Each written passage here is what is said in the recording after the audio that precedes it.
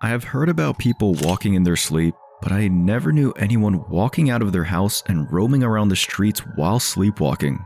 In rare cases, there are those who talk or even do a part of their everyday routine during their unconscious state, but I have never heard of any sleepwalker behaving in such a manner that only a conscious person could. From the floor, outside of the house, and into the streets, I went places that I had never been before while I was sleeping. However, waking up with no memory of what I did after sleeping was the least surprising part of this incident. Apparently, I was roaming around as a different person. I moved to a cheaper place that I saw on Craigslist when I could no longer afford my previous apartment, and it was then when I began to experience strange things. On the first couple of nights, I was tossing and turning on my bed as I struggled to get some sleep. Even when I closed my eyes for hours, there was an uneasy feeling that was keeping me awake. The creaking windows, stains on the ceiling, and cracks on the wall were already fear-inducing, but there was something else. For some reason, I felt like I was being watched.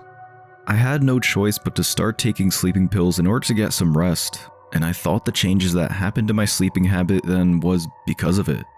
I was never the kind that would move around during my sleep, but I found myself lying on the floor one morning. I should have woken up if I fell off my bed, but I didn't even notice it. On the next days that followed, I saw an unfinished food on the table that I didn't remember eating. I also woke up one day with the tub unflushed and my hair was wet. These first series of odd incidents became trivial when compared to the things that happened next. On the third week since I moved to the new place, I began sleepwalking. I would find myself waking up on the couch when I was certain that I slept on the bed. I thought that perhaps I was too exhausted from work that I passed out without realizing it, but that wouldn't explain why I also woke up at the doorway one morning. It almost looked as if I struggled to get home and didn't make it to bed. I was absolutely positive that I would remember such a scenario, but I had no memory of it whatsoever.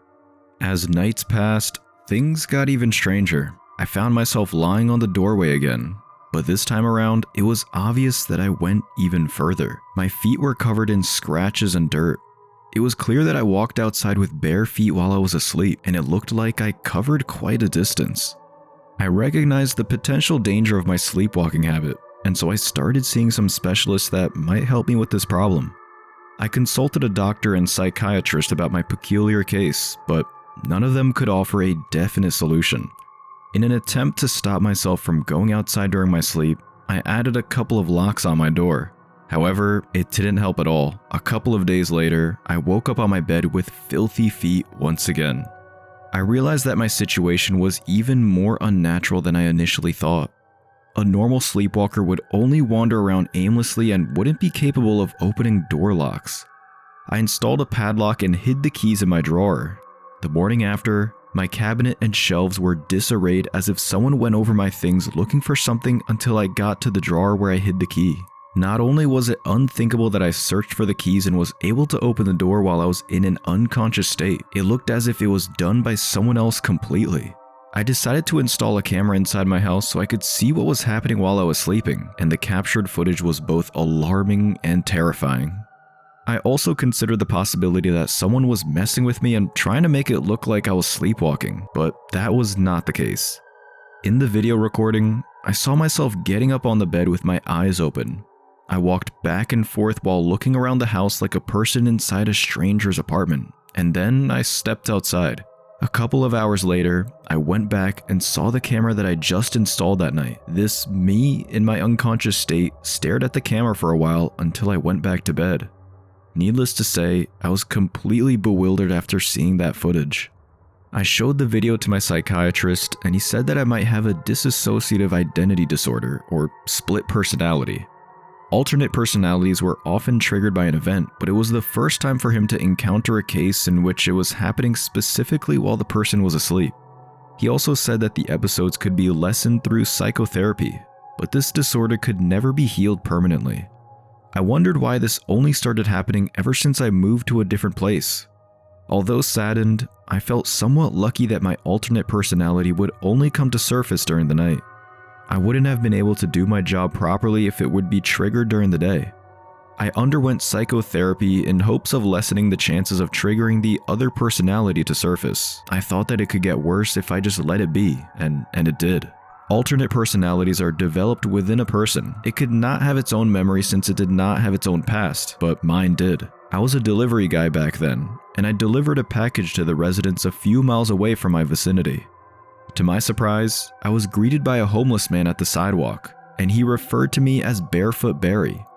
It was the first time for me to deliver a package around this neighborhood, and so it was quite puzzling that someone would recognize me. I ignored the man and walked inside a diner nearby to grab my lunch, and they were also familiar with who I was and referred to me by the same nickname. I told the server that she must be mistaking me for someone else, and she just laughed at me and said that wearing shoes wouldn't make much difference. I probably looked quite confused since she was urged to remind me. She told me that I was just there a few nights ago, and a few more times before that. However, she also mentioned that my slur disappeared. After thinking it through, I realized that she must be referring to my alternate personality. I could reach that neighborhood by foot if I walked from my apartment for at least an hour. However, knowing this just made my peculiar condition even more confusing than it already was. I wondered how my other personality would know about the diner. He would pass along several other eateries before he could get there, so I wondered why he would choose to dine in a place that was too far away from the apartment. I told this new information to my psychiatrist, but he had no explanation about the matter as well. In order to get more ideas about what was happening to me, I decided to post my case in an online forum. As I waited for a proper response, I began visiting the diner in my own accord and asked around. I befriended the server who talked to me, and I told her about my case. However, the things she said did not add up to my psychiatrist's diagnosis. Instead, the information I got from her had given a completely different perspective to my peculiar sleepwalking habit. Aside from the fact that I entered the establishment without any shoes, which gave me the nickname Barefoot Barry, the server told me that I stood out because I behaved eerily similar to a regular customer that they used to have named Larry Green. She even thought that I was deliberately impersonating the man because I spoke with a slur and ordered the same things that he used to have. He was a resident of that neighborhood, and he was also living alone like me. Sadly, Larry was hit by a car right in front of the diner, which basically became his second home. He was alive, but he went into a coma after the unfortunate accident. Incidentally, he was admitted to a hospital just a few blocks away from my apartment. I didn't know what to think of this new information. Based on what she said, it sounded like my alternate personality took the form of a guy who already existed and had his own life. I wondered how it was even possible. As usual, my psychiatrist couldn't give any explanation for this odd phenomenon, and I doubt that any professional could. I returned to the forum post that I made since I had nowhere else to turn to, and I was surprised to see a comment of someone that could explain what was happening to me. I never really believed in the paranormal. Ironically, the supernatural take to my peculiar case was the only thing that made sense. A commenter said that what I was experiencing was not a split personality disorder, but a walk-in. It was a common term that refers to an event when another person's spirits take over someone else's body. It was in the same line with astral traveling, aside from the part where the wandering spirit decides to possess another person to have a physical form. I decided to visit Larry Green in the hospital he was admitted in, and I felt pity for the man who was hanging by a thread without any family members on his side to support him. Perhaps he desperately wanted to have his life back just to do his usual routine. He ate, he bathed, he walked around, and he visited the place that he remembered the most. Larry passed away a week later since I visited the diner, and I never experienced sleepwalking again.